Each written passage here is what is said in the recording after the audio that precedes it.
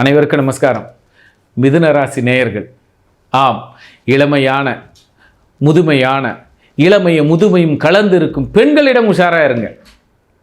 இப்போ ஒரு இளமையான இருக்கிற பையன் என்ன பண்ணுவான், முதுமையான இருக்கிற அத்தை வீட்டுக்கு போனால் அத்தை வீட்டு பையனுக்கு பொண்ணு கொடுக்கலாமான்னு கேட்பாங்க.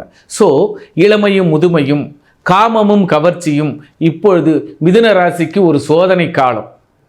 அதாவது இளமைக்கு ஒரு சோதனை காலம். தொட்டு பார்க்கலாமா, தொடர்ந்து பார்க்கலாமா, பேசி பார்க்கலாமா, அப்படி முயற்சிகள் அதிகமாக எடுக்கும். காமத்தில் முயற்சிகள் அதிகமாக இருக்கும்.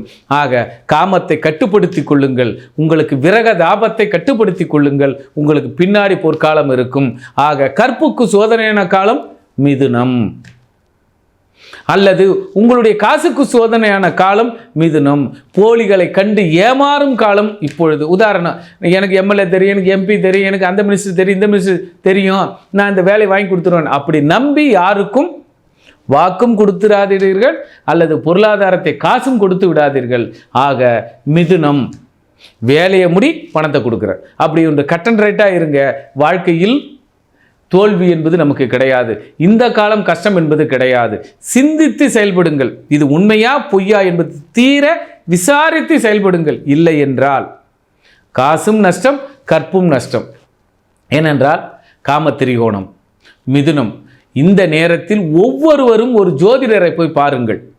ஏன்னா மிதுன ராசிக்கு இப்பொழுது கூடலாமா, இப்பொழுது ஆண் குழந்தை பிறக்குமா, இல்லது இப்பொழுது பெண் குழந்தை பிறக்குமா, இப்பொழுது நமக்கு காலம் எப்படி இருக்கிறது என்பதை ஜோதிடத்தின் மூலமாக அல்லது ஜோதிடரின் மூலமாக உங்களுடைய தசாபுத்தி மூலமாக சரி செய்து கொள்ளுங்கள். ஏனென்றால் சற்று கவனம் திரும்பினாலும் அல்லது கவன சிதறலாலும் பெரும் நஷ்டம் உங்களுக்கு ஏற்பட்டுவிடும். இப்போ 1 லட்சம் ரூபாய் எடுத்து போய்ட்டு 2 லட்சம் எடுத்து போய்ட்டு ஒருத்தர்கிட்ட கொடுத்துட்டிங்கன்னா உங்கள் உழைப்பு, இவ்வளோ நாள் சேர்த்து வச்சு இந்த சேமிப்பு விரயமாகிவிடும்.